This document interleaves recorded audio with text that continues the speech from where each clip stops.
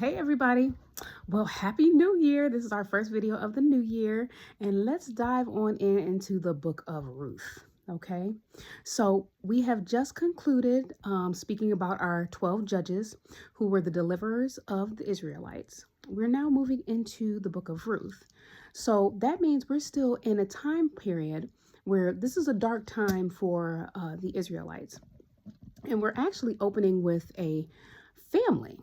And this story is a really good story if you have just recently, maybe recently gotten married, or you are married and you're maintaining a blended family. Because the opening chapter, chapter 1, is telling us about the relationship between families that have come together.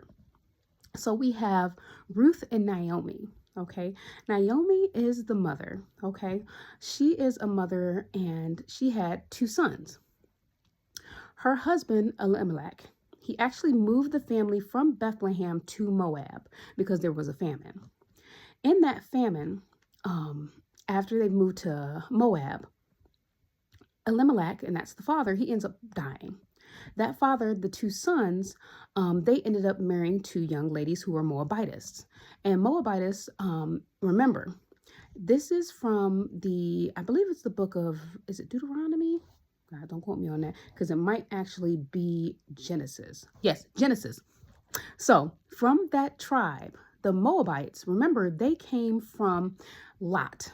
Lot was the nephew of Abraham. Okay, so keep in mind, the Israelites were not supposed to marry outside in the Canaanites, those sorts of Canaanite and pagan folks. That was against the law. Well, the Moabites were not one of those sorts of people that were included in that law because they're actually cousins. So when we say that the Moabites, what ended up happening back in Genesis when Moses was trying to deliver the people from Pharaoh and moving to get towards the promised land, when they were in the wilderness, the problem with the Moabites is when Moses was faced with the challenge of moving the people through the land, the Moabites restricted their passage. So that's why there is also another kind of a strike against the Moabites because to the 10th generation, they were not permitted to actually go into the tabernacle. And of course, we know the tabernacle is a place of worship and the sacrifices would take place in the tabernacle. So what we also remember about the Moabites is how that tribe came to be. Lot's two daughters, they ended up having smacks with him. They got their father drunk because they were living during a time where there weren't many men around and they wanted to carry on the family name. And they ended up having sons by smexing their father when he was in a drunken state. And he did not realize this even happened or occurred. So remember, you got to go back when you're reading these different chapters. You've got to go back to remember and recall how some of these stories intertwine. Okay, so back to Ruth and Naomi. So since Naomi she's the matriarch now. The husband has died. Her two sons actually ended up marrying. One of them married Ruth, and the other young man, he ended up marrying Oprah. And these two young ladies are Moabites, excuse me. And when those two sons died, that leaves the household of just women. And these women are widows. So during that time frame, widows were very much so, they needed protection. They didn't have protection in the sense of where if there wasn't a man in the house, normally what would it needed to have happened, and this is where we see in this first chapter, where it's Naomi who speaks to a Levirate tradition or law. And that is where we actually have a mother, the obligation of a dead man's brother would actually care for the widow. But now Naomi is of an age where she doesn't have any other sons to have Oprah and Ruth to marry. So she was like, I don't know if you guys want to stick around for me to try to get a husband, to then you wait for these young boys to get, to grow into manhood and then stay and stick around with me. She says, your obligation, you're not obligated to me. You can go back with your families. And and go remarry and have children of your own. And so Naomi, this speaks to her character as a woman too, because she was self-sacrificing. This is a selfless act to tell them, like, no, I want you to continue to live your life and, prosper. You don't have to stay with me.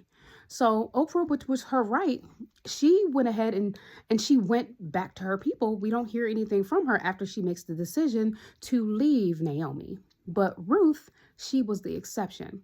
And this shows that there are good relationships, because in society today, normally there's tension amongst mother and daughter-in-laws, but this story in the Bible shows you how committed Ruth was to her mother-in-law. And in her diligence and commitment to her, Ruth said, I'm not going anywhere. I'm not going to leave you. You're in your old age. She didn't say that specifically. This is how I read it. Okay, she didn't say that specifically. But what she is saying is, I'm committed to your God, so the God of the Israelites, and I'm going to go where you go. So what they ended up doing is, Naomi, she was a young, prosperous woman when she left Bethlehem with her husband. They went to Moab due to the famine. When her husband and her sons died, they ended up having to return to Bethlehem. And this is a hardship for her because right now she's in a very tough situation. She's has no money now. She left before they were prosperous in a sense, because they were actually able to leave a place of famine to go somewhere else where there wasn't a famine. But now she's returned home, and when people are in the community are speaking to her and she's speaking to them, she's like, my name is Mara. Don't call me Naomi, call me Mara. Now this also speaks to, because Mara, it means bitterness. So God will allow situations to happen to us, and they can be tragedies and misfortunate circumstances, but it is our choice in how we respond to the things that are happening to us. God did not say for Naomi to be bitter.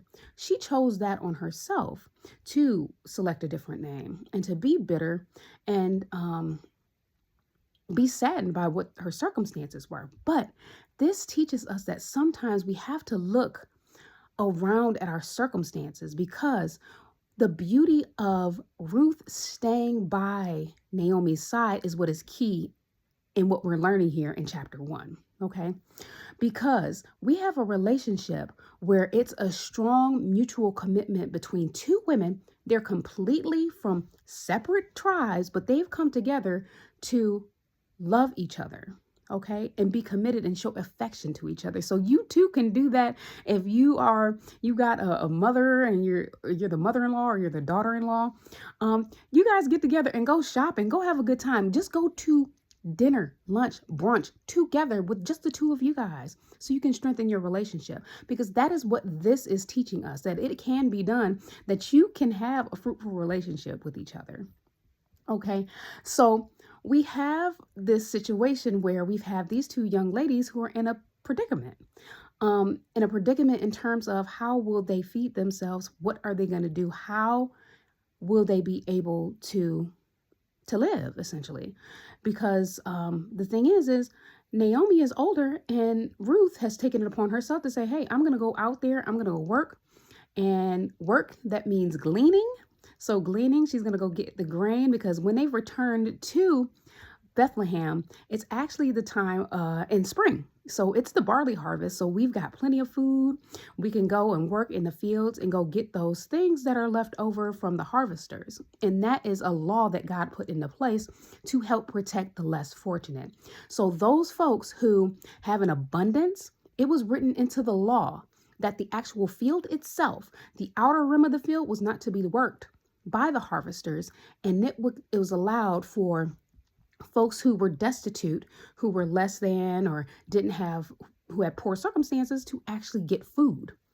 And that is what the plan was. So Naomi and Ruth stuck by each other. So there's more to come. I got 10 minutes on this video, guys. So we'll pick back up and we'll get it going with the next video. All right. Bye, guys.